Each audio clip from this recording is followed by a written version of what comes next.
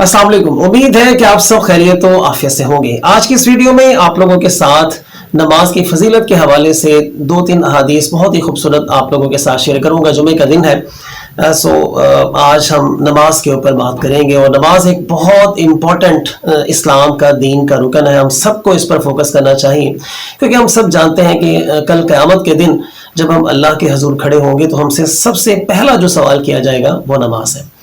सैयदना अबू हुरैरा रज़ी अल्लाह तआला अन्हु इरशाद फरमाते हैं कि हुज़ूर सल्लल्लाहु अलैहि वसल्लम ने फरमाया कि 5 नमाजें उन गुनाहों को जो इन नमाजों के दरमियान इंसान से सरजद हो जाते हैं उनको मिटा देती हैं, और इसी तरह एक जुमा दूसरे जुमा के दरमियान जो इंसान से गुनाह हो जाते हैं उनका कफारा बन जाता है, उनको मिटा देता है, बशर्ते कि आपने कबीरा गुनाहों से इज्तनाब किया हो। यानी इन गुनाहों में ना तो कबीरा गुनाह शामिल है और ना ही वो गुनाह शामिल है जो आप दूसरों की दिल आज़ारी करते हैं, दूसरों को परेशान करते हैं, क्योंकि जब तक आप उनसे माफ़ी नहीं मांगेंगे, मिसाल के तौर पर अगर आप गीबत करते हैं तो ये भी गुनाह हो जाता है। अब गीबत की माफ़ी जब तक आप उस शख्स से नहीं मांगेंगे जिसकी गीबत आपने की है, तब तक कम से कम ये गुनाह माफ़ नहीं होगा। इसके अलावा जो छोटे मोटे गुनाह है वो सारे के सारे अल्लाह रब्बुल इज़्ज़त इस नमाज की बरकत की वजह से जो है वो ज़ाया कर देते हैं, ख़त्म कर देते हैं, मिटा देते हैं इंसान के। इसी तरह एक दूसरी हदीस में सैयदना अबू हुरैरा रज़ी अल्लाह तआला अन्हु ही इरशाद फरमाते हैं कि एक दफ़ा हुज़ूर सल्लल्लाहु अलैहि वसल्लम ने सहाबा किराम से पूछा कि अगर आप में से किसी के दरवाजे के सामने एक नहर हो और आप उस नहर में दिन में 5 मरतबा 5 वक्त आप नहाते हो, तो क्या आप मुझे ये बताएं कि उस शख्स के जिस्म पर किसी किस्म का कोई मैल कुचैल बाकी रहेगा? यानी जो उस नहर में जो उसके घर के सामने है उसमें 5 बार नहाता है। तो सहाबा किराम ने कहा कि नहीं, ऐसा तो पॉसिबल नहीं है। एक इंसान अगर नहर में 5 दफा नहाता है तो उसके जिस्म से सारा मैल जो है वो उतर जाता है। तो फिर हुज़ूर सल्लल्लाहु अलैहि वसल्लम ने फरमाया कि 5 नमाजों की मिसाल भी ऐसे ही है। अगर कोई इंसान आप में से 5 वक्त की नमाज पढ़ लेता है, पूरे दिन में 5 मरतबा नमाज पढ़ता है, तो वो गुनाहों से बिल्कुल इसी तरह पाक साफ हो जाता है जिस तरह वो शख्स जिसके घर के सामने एक नहर हो और वो उस नहर में 5 मरतबा जो है वो दिन में नहाता हो। लेकिन अगेन इसके अंदर कबीरा गुनाह शामिल नहीं है और वो गुनाह शामिल नहीं है जो आप दूसरों की दिल आज़ारी करते हैं, दूसरों को परेशान करते हैं या दूसरों के हकूक जो है वो सलब कर लेते हैं।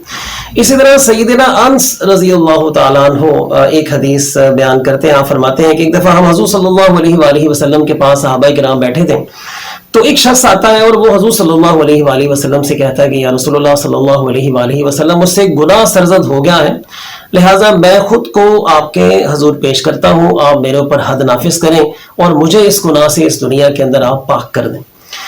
इसी दौरान ही नमाज का वक्त हो जाता है। तो फिर हुज़ूर सल्लल्लाहु अलैहि वसल्लम उस शख्स से कहते हैं कि आप ऐसे करो, हमारे साथ नमाज पढ़ो। तो नमाज के बाद हम इस पर बात करेंगे और फिर आपको सजा देते हैं, आप पर हद लगाते हैं। उस शख्स ने हमारे साथ नमाज पढ़ी और फिर नमाज के फौरन बाद फिर वो शख्स खड़ा हो जाता है और हुज़ूर सल्लल्लाहु अलैहि वसल्लम से कहता है कि या रसूलुल्लाह सल्लल्लाहु अलैहि वसल्लम, मुझसे गुनाह सरजद हुआ है, आप मुझ पर हद नाफिज करें और मुझे इस गुनाह से इस दुनिया से आप जो है वो पाक साफ कर दें। तो हुज़ूर सल्लल्लाहु अलैहि वसल्लम ने उस शख्स को मुखातिब किया कि क्या तुमने हमारे साथ नमाज नहीं पढ़ी? तो उस शख्स ने कहा कि या रसूलुल्लाह सल्लल्लाहु अलैहि वसल्लम, मैंने आपके साथ नमाज पढ़ी है। तो आपने फरमाया कि फिर तुम्हारा गुनाह अल्लाह ने माफ कर दिया है।